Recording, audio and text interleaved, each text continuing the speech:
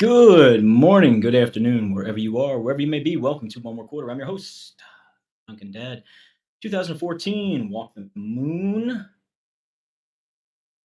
Shut up and dance with me. Of course, the name of the album, Talking is Hard. Want to really hammer in on that today. Welcome to everybody who's watching the program now, watching the program later. Quick plug for the network today. Many shows on nofilter.net coming up. This evening, particularly, I'll be joining AJ Johnson on the Bleach Brothers Sport Network on the nofilter.net to discuss the Major League Baseball playoffs. Phillies get in. Of course, I was on the fence whether or not they were going to get in. Of course, I also said that Aaron Judge wasn't going to hit 62. Albert Pujols probably wasn't going to get the 700. And also that the Packers weren't going to make the playoffs. And that's just because I was just, talking out of what I was seeing at the time. Not overly confident. I mean, I'm happy that the Phillies got in the playoffs, but baseball conversation for another time, another day. What I really wanted to do is I want to kind of get back to crux of this program a little bit. We've had a big potpourri of programs that we try to combine into one, which has been great. Being able to cover a multitude of topics and then focusing on one or two. But a lot of times, what happens is that we get into these conversations and we either start to unpack a little bit, don't really finish what's behind it, drawing something else. Of course, there's always current events that take place. Of course, there's always things that are happening in the world and in your life and in our own personal lives that we bring to the table and want to share with everyone because it's nofilter.net, right? It's no boundaries. Come in, open up, share your opinion, listen to my opinion, think about it, look at the bigger picture, formulate your own idea, your own opinion after the conversation. Maybe it's changed, maybe it hasn't changed. It doesn't matter. Having the conversation is what's important. So what I'd like to say is we're going to focus on life, sports, everything in between. This is going to be the only place where everyone's opinion matters as long as you're willing to listen to both sides of the story. Perhaps each of us can grow a little bit every day. We want to exercise common sense, critical thinking, formulating our own opinion based on all the information at the end. Formulating that opinion is the end goal. We can only better ourselves, better our communities, better others and those around us if we stop listening to all this chatter and all this noise that's coming down and not be afraid to stand by our values and who we are at our very essence and our very core. And understand that people are inherently good individuals, regardless of their own personal convictions. There's a lot of times where we agree with, 95% of what somebody is doing. And there's that 5%, that we don't agree with. You're not going to throw the baby out with the bathwater just because someone likes the Cowboys. I might do that. That's for me to decide. But I've known a lot of good people that have unfortunately liked the Dallas Cowboys. I'm sure they would say the same thing if they were in the Cowboys position, saying he likes the Eagles or he likes, the Washington Redskins, because that's really the rivalry for the Cowboys. The conversation is always in motion. It's always going forward. Challenge ourselves, challenge those around us every day, and you'll grow. Doesn't mean you have to agree with everybody. Doesn't mean you have to be on the same page as everybody. Doesn't mean you got to get in here and you got to have a slap sausage fest, kumbaya, hold hands kind of conversation. But it does mean you have to get the same respect to everybody, that you're willing to ask for your opinion. And why I say that is because we live in this time now. Cornucopia of goodness, it is. It's like, speaking of the cornucopia, which is a great transition. I had a friend, she reached out. She's like, I want to throw some theories by you. We were talking about simulation theory. We were talking about the Mandela effect. We were talking about climate change. We were talking about the economy. We were talking about the Britain Bar Group, whatever it is. And starting to unpack those things little by little. Now, obviously, this is something that you could talk about ad nauseum. You could spend your life, or the remainder of it, going back, gathering all the information, doing the research, formulating maybe a brief opinion of even the tip of the iceberg when it comes to these particular subjects. So we kicked it off just chit-chat back and forth about, when was the first time that you experienced the Mandela effect. Now, she happened to come from a background in journalism. She was media personality, was in it for a good while. Eventually stepped out. Now she runs her own consulting business. But she was the first time I remember. I was on air, and we're reporting that he won the election after apartheid. This is all. So, I could have sworn that I had heard while she was saying while she was in school that he had passed away along with a lot of other people, and this sort of started the wheels with the fact that he and or she who controls the information sort of controls the narrative. When you control the narrative, you have much more influence than really any other medium in the world. You can be unemployed and still be influenced by the media. You could have a lot of money and still be influenced by the media. And it's the message, right? It's the message that comes across. It's the message that is being delivered, being reiterated, being regurgitated, reshaped, repackaged. And as we've grown over the past several decades, particularly in the last 50 years, which is kind of weird when you think about it, because you start tagging things like 50 years and people automatically with my generation think, oh man, and you're talking about like the 50s, you're talking about the 40s. No, not so fast. We're talking about 70s and 80s. The advent of the social media machine has really lent itself to both the good and the bad. It's the most modern example of a double-edged sword that has ever existed. And the fact that people are so craving information on such a visceral level, to the point where a tweet, a like, retweet, quote tweet, a follow, an unfollow, in some instances, it shifts this message that is being delivered to the people. She went on to ask me, she said, when was the first time you experienced, this thing? And I said, honestly, it's going to sound kind of funny. I said, but I remember when my first child was born and I started reading stories. And I was like, oh, the Bernstein Bears. And I go, oh, yeah, the Bernstein Bears. And they're like, no, it's the Bernstein Bears with an A, not an E. And I was like, you got to be kidding me. So, I started looking through every single book, that I had. I went back home to my mom's house and going through stuff. Sure enough, I see it written with the A. There's never an E. But I can clear as day remember as a child watching the little cartoon that would come on TV, reading little books in the Scholastic pages that we used to get at school with an E. It was just like, it was drilled into my head. She's like, yeah, that's that's a pretty common one. And then to Brian's point, cornucopia. She was like, anything else? I was, yeah. I said, the other funny thing was the Fruit of the Loom commercials. I can remember for the longest time the cornucopia holding all the fruit in the Fruit of the Loom thing, and I was like, I'm fairly confident with this. I had, yeah. I know. I I remember I had okay, so I have two brothers. There's three brothers plus my dad. We had everybody active, everybody in sports, everybody did something. We all had something going. So we were constantly, doing laundry, doing laundry, doing laundry. It was one of the chores. It was like if you weren't, wiping the baseboards, or you weren't on bathroom duty, you weren't doing dishes, you rotated through doing the laundry.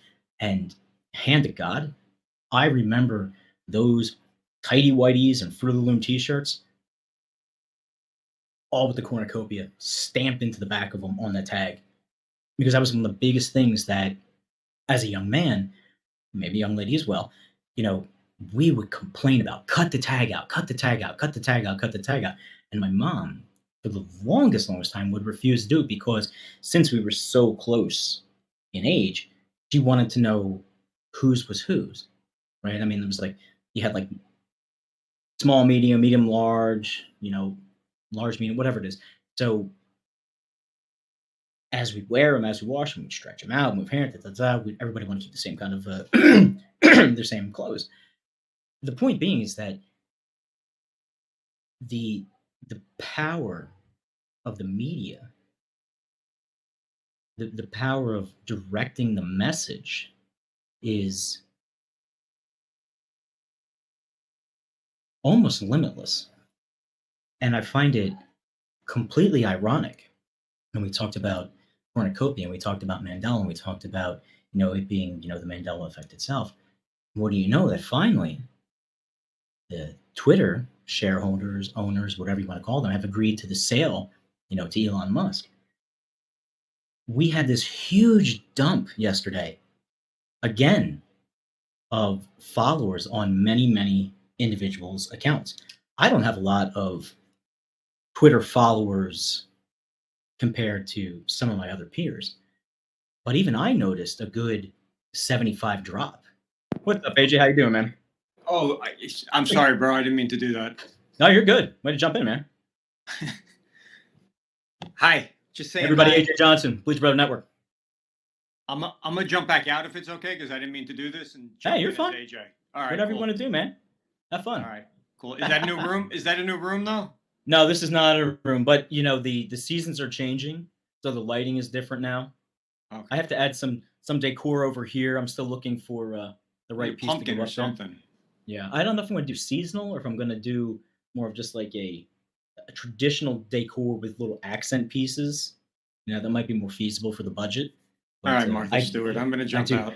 All right, jump out. Get out of here. Be back. Thanks for jumping on. So we're talking about this was actually back here, if you guys can see this little Eagles thing. What about Carrie Williams sconce? Yes, I could have a sconce. Sconces are nice. Maybe here and here, have those flameless candles just for safety. Good idea. I have a separate little thing here, just taking notes. Like every time I go out, I have this little thing like, oh, that looks good. No, that looks okay. I could work that in there, work that there. But you don't want to go like too over the top, because then you have to always be moving that. Anyway, so get back to Elon Musk. He's South African. Oh my God. Now they're saying, oh, well, he was protected from apartheid. There's a lot of anti-Black rhetoric surrounding him, blah, blah, blah, blah, blah. Listen, the one thing that we're all pretty certain about Elon Musk is that he values the work ethic. He values your intelligence. He values you showing up, being innovative, being creative, more or less putting in the work. He values everyone's opinion and believes, and he's come out and said it, that if you're going to have an open platform, if you're going to have a medium to which you are going to disseminate information, then as much as you want to hear about this story over here, because it is what drives my marketing, drives my business, drives my voting, drives my constituents, then the same has to be true on the other side. You have to keep this as fair and balanced as possible. And the fact that there's individuals now in the media, right? The media, the most powerful arm of information in the world at this particular moment, coming out and saying that this is dangerous, that should really be a cause for concern. Not that he's entering into this endeavor and he's going to privatize it. And his intention is to keep it open, form, free speech, obviously within reasons. I mean, we don't want to advocate hate speech. We don't want to advocate acts of violence against individuals. We don't want to advocate, the formulation of mobs, the promotion of terroristic activity. But it's just very ironic that you have these platforms that have the Taliban with an account, or some other nefarious organizations with an account, and yet there's clearly some other individuals and other people who are of a different sort of mindset who have been banned, removed from the platform, or not able to access it through a second or third party. There's always, an ounce of caution that goes into any sort of transition, right? But you want to look at the bigger picture. And I might not like your opinion. It might not resonate with me. I might think that kids shouldn't be bussed in from different neighborhoods and trick or treat through the neighborhoods that's not theirs. Maybe they're not able to in their neighborhood. Maybe they don't have access to it. Maybe it's something that had to be thought about. And yeah, you know what? It's okay. But if you're going to be there, at least, be nice and be respectful. Just like if you go anywhere else in the world, no matter what you're doing, be nice and respectful. Be, adherent to the law of the land. Be adherent to uh, the cultures and the backgrounds of those individuals with which you are, commingling with. I think that's where, people sometimes get hung up to where they feel as if, hey, we're just going to come in. I'm just going to do exactly what I'm going to do anytime I want to do it because it's a free country and I don't care. I do that in my neighborhood. I should be able to do it here. Theoretically, yes. Theoretically, you can stand outside with a beach ball on your head in the middle of a snowstorm wearing flip flops. Is it the right thing to do? Probably not. And it's a good example is I was one of those guys where religiously, it didn't matter if it was, you know, 85, 90 degrees or 20 degrees with snow on the ground. I just wear shorts. I like shorts. I wanted to be comfortable. It was fun. But I think even I got to a point where I grew out of that. Hey, don't be the guy outside with shorts, shoveling snow.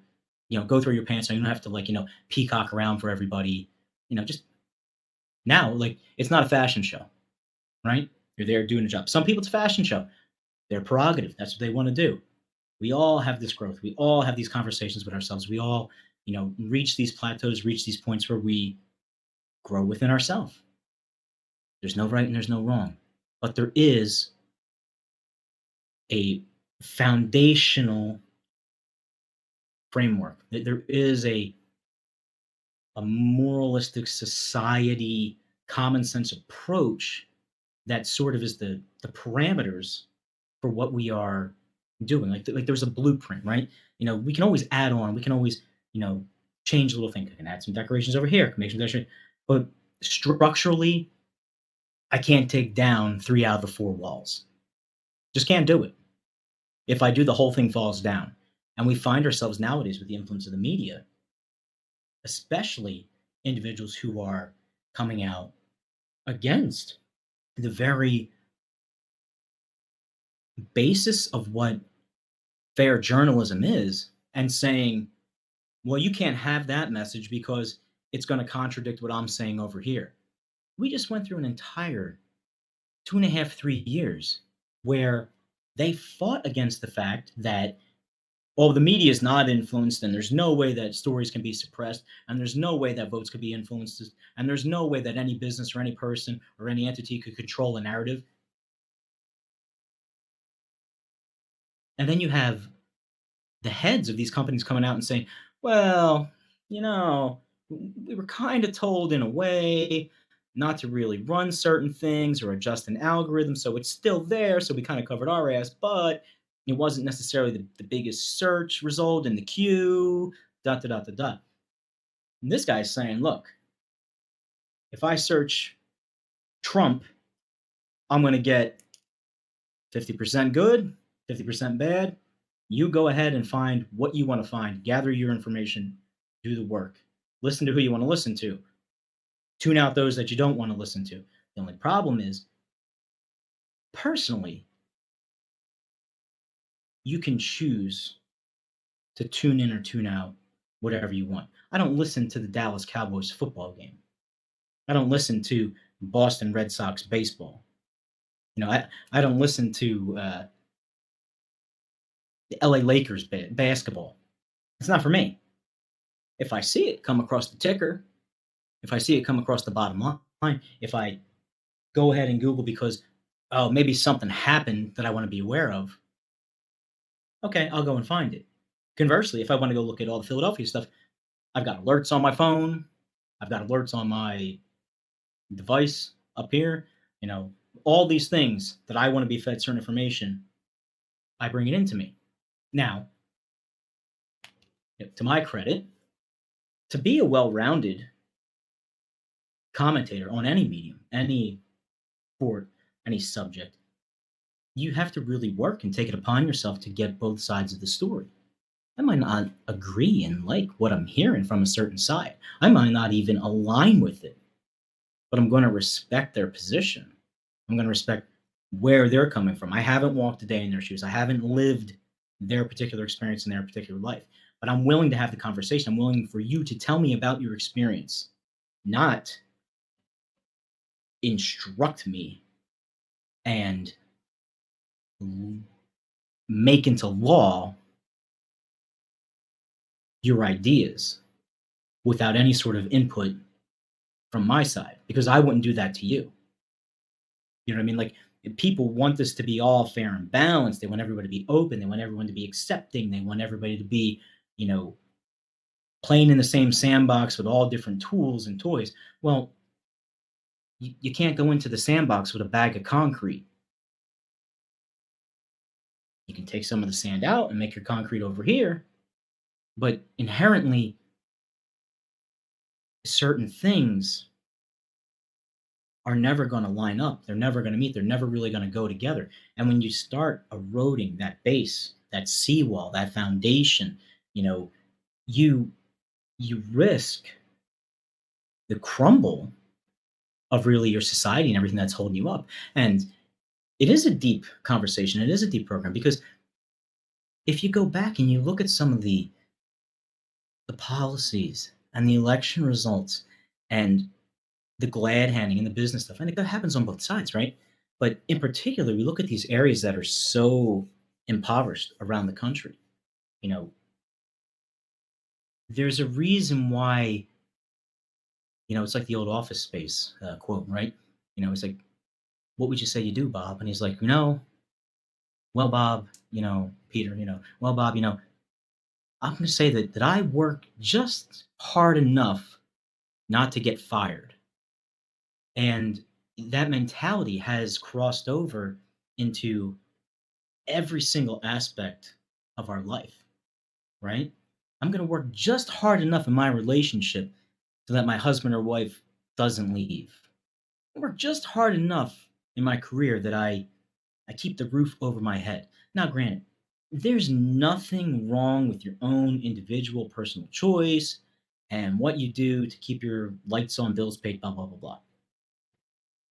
But when those decisions have a snowball effect and you start to see that something is eroding, something is going away, something becomes volatile, something becomes uh, needy, something becomes a vice and a habit that isn't positive, sustainable, realistic, you're putting on this mask. You're putting on this band-aid. And I've always said we've put so many band-aids on things over time. And we talk about a lot of people who have medical problems, right? And this is what happens. Dana White's a perfect example, right? Now, it's science. He went to an individual, he made a change in his life. He was able to drop like 30, 40 pounds. He got back in better shape. Now, a lot of that is because he made the commitment to his body and to his health, right? It doesn't necessarily always have to indicate a particular program, a particular diet, a particular practice. But we've seen as humans over time, we're honest with ourselves, that when you have a daily routine to some regard,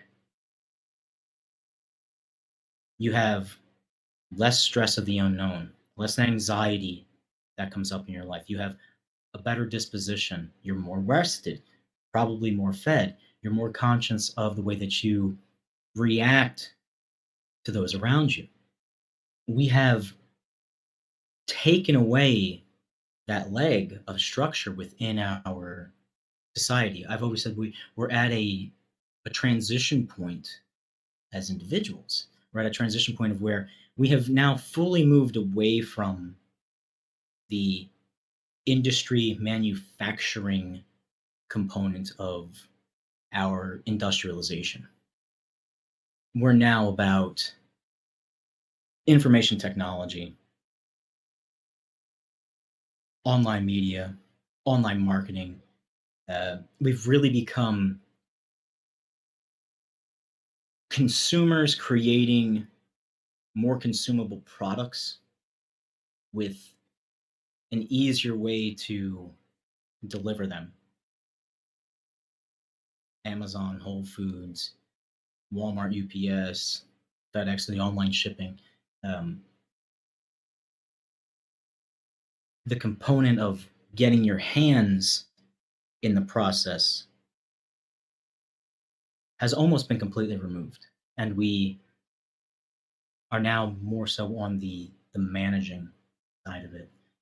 I could manage Walmart's loss and gains. I can manage how Amazon, expedites particular shipping and blah blah blah blah blah.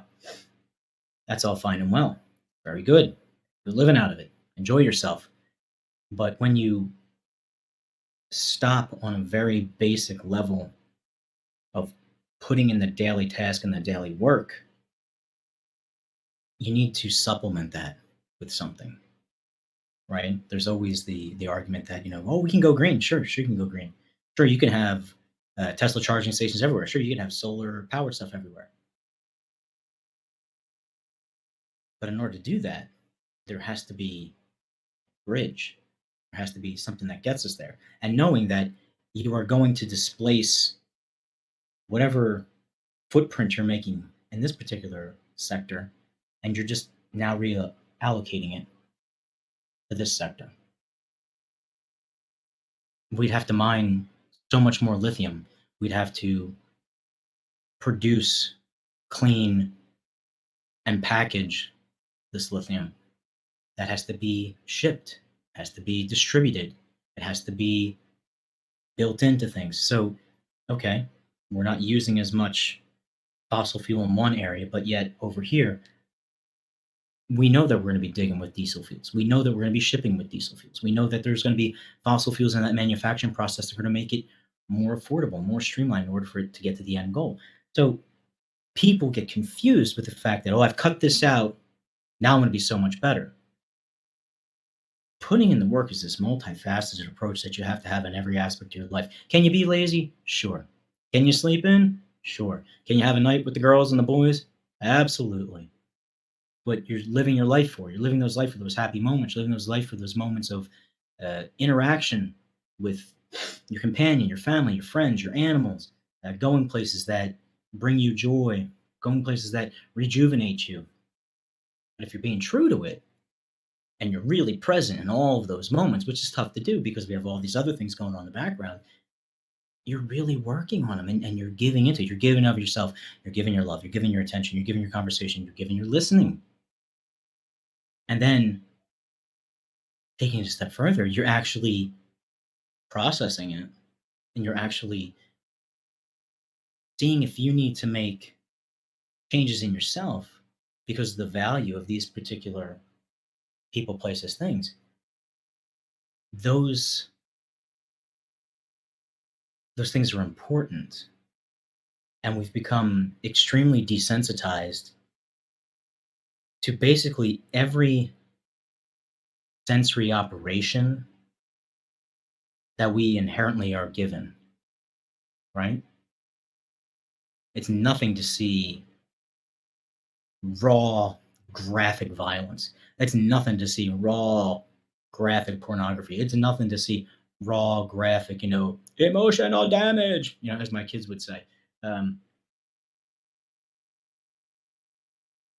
There needs to be a checks and balance for that. And the way that you have a checks and balance is that you make the information as readily available to both sides, not just one particular message. The hypocrisy that exists in today's world, and it's present on both sides, but it's a lot more prevalent over here at this particular moment, that the same vehicle that they used in order to suppress particular stories, to attack particular individuals, that pendulum is now coming back where the center position is. And that, well, no, everyone should have access, everyone should be available, everyone should have this platform in order to reach those individuals who are of like mind. And also to give the opportunity for people who don't share that particular opinion to maybe educate themselves or maybe see, hey, that sounds a little dangerous. Hey, that sounds a little off key. if you're going to have a conversation, you have to have a conversation.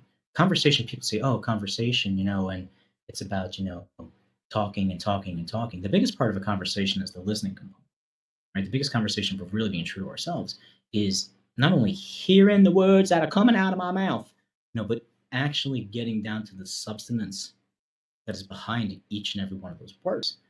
A lot of times people are telling you exactly what they need, and you're not hearing it. You're not listening to what they are actually saying. Because as a conversationalist, a lot of times people, people are like, oh, I heard him talking, I heard him talking, I heard him talking. A lot of times people don't talk to just regurgitate these little thoughts that are in their mind. It's like the person who comes in and they say, oh, what would you like for breakfast today? Oh, I don't know. If I'm at a restaurant and I see this menu and I've got this whole list of menu things, pick something. Pick whatever you want. It's free. But when your mom, spouse, whoever comes down, it's like, hey, we're gonna have dinner. How about that? That's because they're telling you, I would really like to make this today. It's easy. I have things prepared. But because I feel so whatever towards you, I'm going to give you the option because I want to see you to be happy, more fulfilled. I want your input. I value your input. Oh, yeah, that sounds good. Let's go ahead and make that. Little things, those little conversations, those are the reasons why later on, when you actually have to sit down with someone and you have to say, you know what? Business, career, life, relationship, this relationship isn't working out. But instead of blowing everything up, instead of making a big powder keg pirate blow out the whole of the ship, let's discuss and figure out what is the best way for each of us to move forward.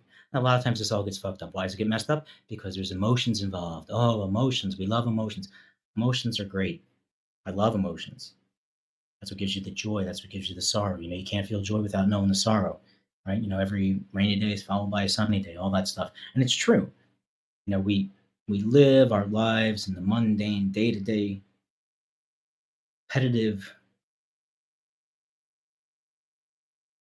waiting for those moments of, joy and gratitude and happiness.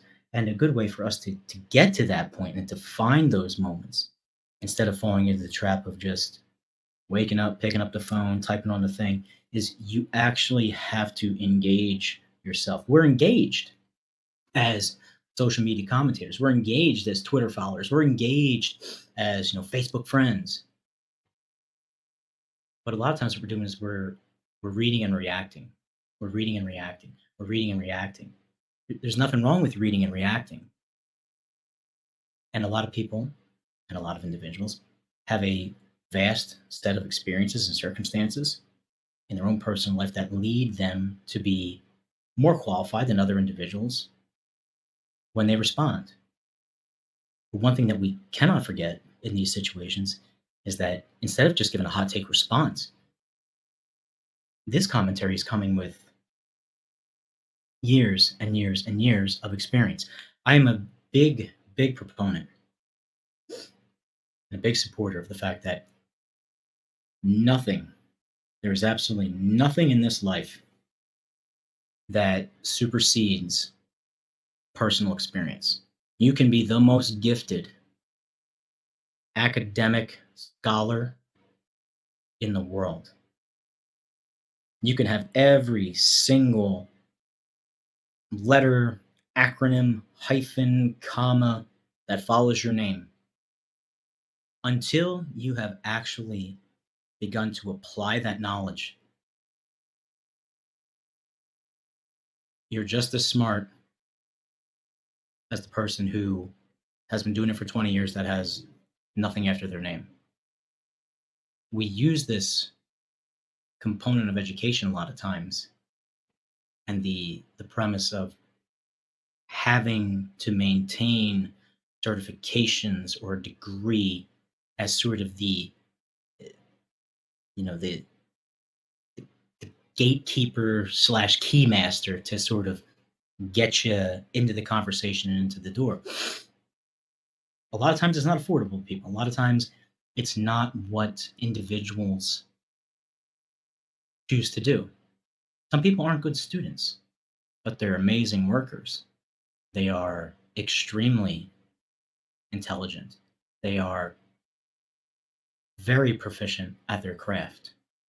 There's a lot of tradesmen in this country. There's a lot of individuals who were apprenticed. I would give them the opportunity to build and fix things 10 times before someone walking out of school with an engineering degree. Now, that's not downplaying the engineering degree or your architectural degree. You may be able to measure it. You may be able to find the right materials. You may be able to tell me where to put things. But if I ask you to pick up the hammer and the saw and the nails, you're lost. So that little trick that this guy knows, it's valuable. And what we've done is we've transferred the value of individuals, the value of information, the value of people, the value of their experiences, and we've given all them a back seat. So much so that a controlling majority of individuals who they were elected, and we can talk about that another day, who are on the horse and on the wagon of telling you, you can speak about this, but you really can't have access to this side over here. And if you do, I'm going to label you. And if you try to share that information with someone else, I'm going to meter it and I'm going to make it difficult. People have reposted statistical data from the institutions that these individuals champion, and it has been shut down, removed, censored, and blocked. It's literally their information. And all you're saying is, instead of taking this for a word, read down here a second. See if that makes sense.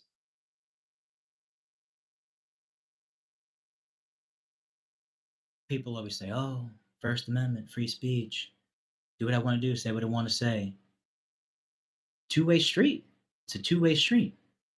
Just like in any really good relationship that you have, any good relationship that you have, if it's nice and it's sunshine and rainbows and it's happy, you've gotten there for two reasons. Number one, you're avoiding a bunch of shit that you don't want to talk about because it's going to cause a hell of a lot of conversations. People are going to get upset, and you're not secure enough in what's going on. Business, relationship, emotional, self, all there. People don't want to have those kind of talks because it's not fun. Or if you're there, you walk in and you say, this is who I am. This is what I can do. These are my skills. These are my flaws. These are my talents. The other person, the other corporation, the other business, other whatever, excuse me, they do the same thing. And you find a common ground where you're able to sit there and say, you perform and you do really well in this particular aspect. And it's not that I can't do it. And it's not even that I don't want to do it. But for the ease of everything and the efficiency of everything, I wouldn't send my plumber to go put a 200-volt electric box in my house. He might have an idea. He might be able to run a lot of piping, a lot of PVC that I could hide a little wire inside of. He might be able to put a ground rod in the ground a little better. But honestly, I'd rather have the electrician do it.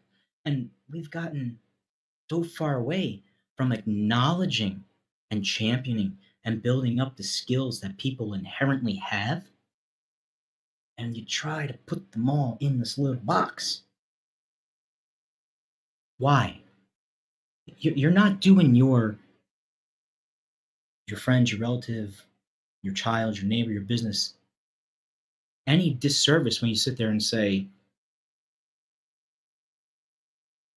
you are really, really good at this. And my observation is, I really think it would behoove you and benefit you in the long run if you maybe looked at educating yourself more and investing in yourself more and experiencing more in order to hone this particular skill or skill set. People would be in disgust or in awe or in shock if they heard some of the things that we would grow up with. They would sit there and say, "DD, you're a good orator. You can kind of make friends with everybody. You you're very good at getting people together and on board and da da da." Talent wise, no. I was a team captain and a coach on the field because of what I was able to see in the individuals around me, not because I was a blue chip kind of guy. Athletically, there were people far, far superior, but being able to hone that in and put it in the right place. I mean, I talk all the time when I was at Loyola and we had a club intramural out there, and there was a lot of fraternities. And I was there with uh, Loyola. It was part of a seminary college. There was the other guys, and we had, I don't know, maybe one or two big guys. The rest of the people were, 5'9", 5'10", burners, faster, stuff like that. Nothing particular. Nobody was going there to play, any college sports. I played baseball, but we ran through the fraternity intramural football season, and I think we went undefeated, beat like all 6, 7 of them on campus, and people screaming and yelling. And it was because we were all able to acknowledge what we did well, and we stayed with what we did well. And nobody was put off, or nobody felt ashamed, or nobody felt bullied, and nobody felt like they couldn't be part of the party. I've said this before that, we just because it says again, blah, blah, blah, blah. I'm gonna get this the right here. I said just because we wear different jerseys doesn't mean we're not on the same team, and it's very true. We are all given these gifts and these talents, and we all have to work on them. We all have to really, really fucking work on them. I mean,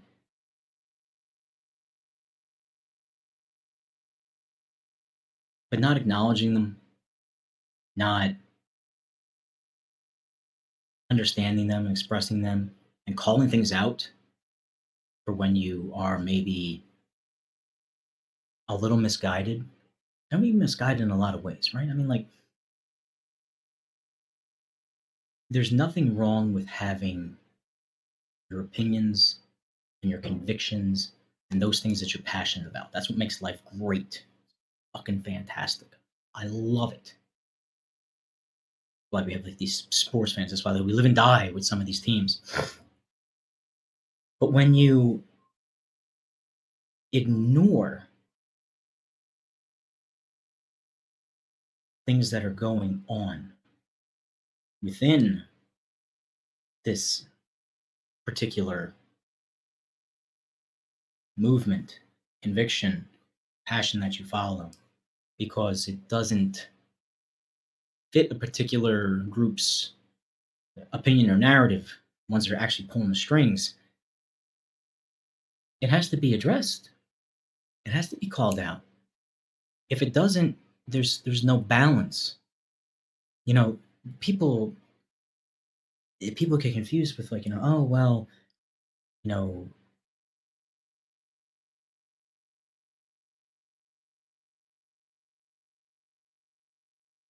you can't have a conversation, you can't have a debate, you can't have an argument in the Latin sense of the word and you can't have, apologist in the true sense of the word without there being, the equal sides on both of the scale.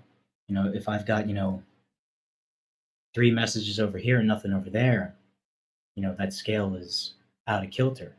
Now, at times, due to circumstances, due to the greater good of society, yeah, those scales do go out of balance, right? There's a lot of individuals who, regardless of what happened with Pearl Harbor, there were people who weren't necessarily on board with the war effort, right? They were, conscientious objectors. They made a whole movie about it, won an Oscar. Yet, in that particular moment, the grander, greater picture called for more of this than this. And eventually comes back and it levels off. It's just that when the scale comes back and the scale levels off, the impression that was made or the impression that was left behind really imprints itself on the individuals. And then those individuals take those convictions and put it into place in the time at which they're living now. There's certain things that you could do in 1950 you can't do now. Some of them are good. Some of them, not so good. There's certain things you could do 20 years ago that you just couldn't do now. Certain things you could say, certain things that you could infer, certain things that you could laugh at. We've become a little more mature. We've become a little more sensitive to other people. That doesn't mean you take it away. That doesn't mean you can still, not laugh at it. I think The Blazing Saddle is hysterical. I think Airplane, hysterical. Some of these movies remind us of some of the little idiosyncrasies that we all possess within our own beautiful, beautiful backgrounds and cultures. Wonderful. It's amazing.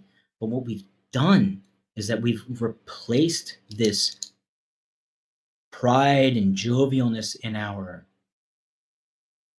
culture and appreciation in our cultures and in our ethnicities, and we've turned it into this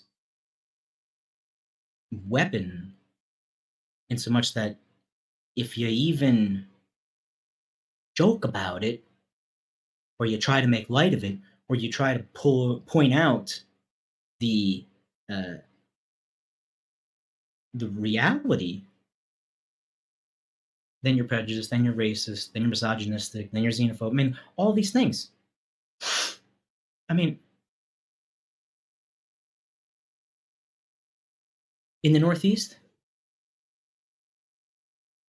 there's a Dunkin' or a pretzel factory every, I don't know, block and a half, every 3 blocks.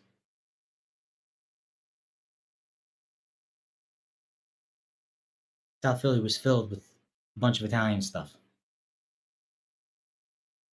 I can't make fun or talk about South Philly.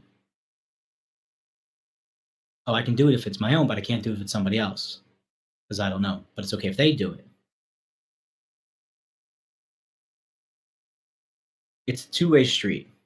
There's a lot of intersections, a lot of stop signs, but it's a two-way street.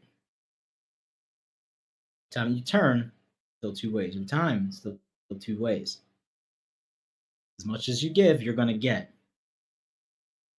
People lose sight sometimes that because I stand so hard on this particular hill, and I'm going to die on this hill, I don't have to listen to anybody else except for just what I'm doing and my people. And I think the greatest and the greater number of individuals in this country, and dare I say the world, they want to have conversations. They really want to be friends with everyone.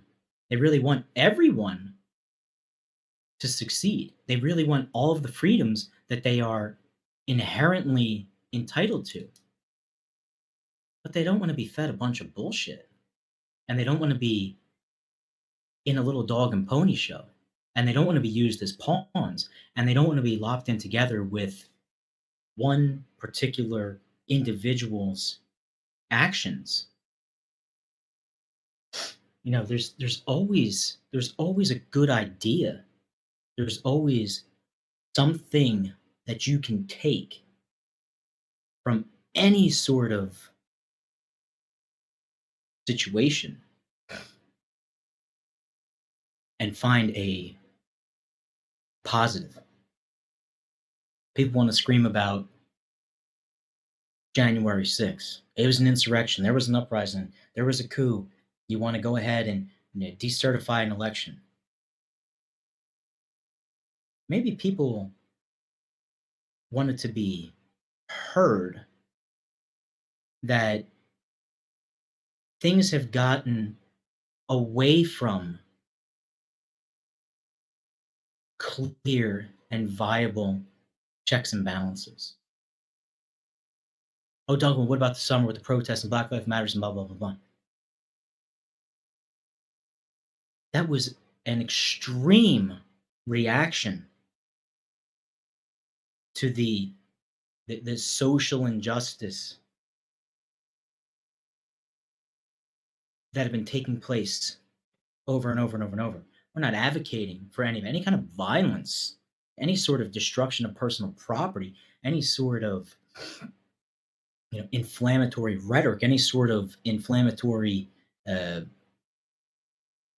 hate towards any particular person or group is wrong. But what's even worse is when individuals completely justify one action, criminalize another, support with resources, monetarily, legislatively, and yet another message is suppressed and can't be heard. People want, if you really want to be treated fairly, then treat it fairly across the board. But that doesn't sell tickets. That doesn't put asses in the seat. That doesn't drive an election cycle. Polarity, opposite, divisiveness.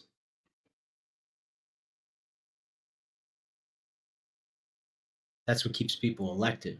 That's what keeps all these powers that be, that everybody wants to hold accountable, in a position of authority. It's like when people talk about wanting to believe in something and then vetting it, people who blindly follow, and then those individuals who are big enough to sit there and say, yeah, you know what? I guess kind of like what we're doing and how we're carrying ourselves and how we're taking care of things, yeah, that might have a little bit of effect on why the neighborhood's so shitty. It doesn't help that you have your overriding body who's there to enforce laws, who is basically doing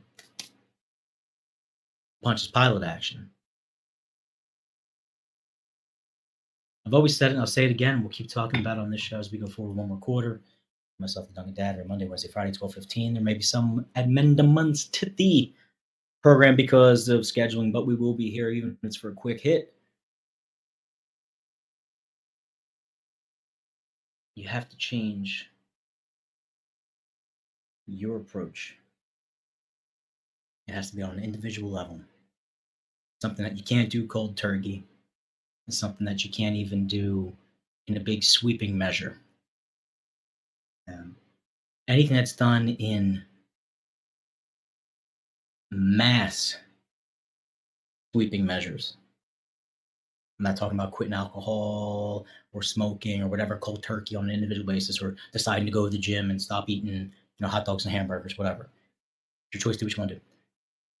But anytime that you have a massive, uncontrollable by the individual himself, change.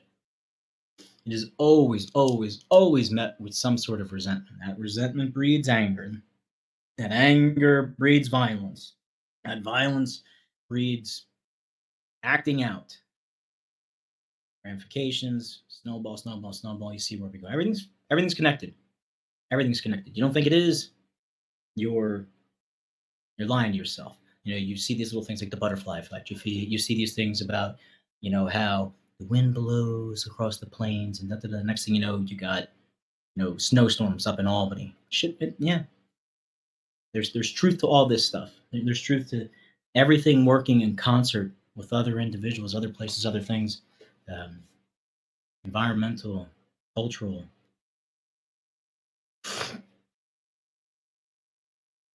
As we continue our journey, continue our day, as we go forward, as we're out there in the world talking about stuff, just know who you are. Don't be afraid to know who you are. Enjoy yourself. Enjoy the joys. Enjoy the sorrows. Learn from it. Grow from it. Be better. Relax.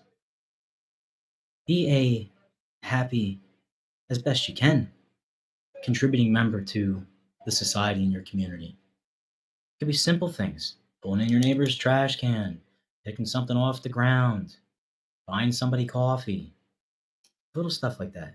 That's what builds momentum so that when you get to bigger things,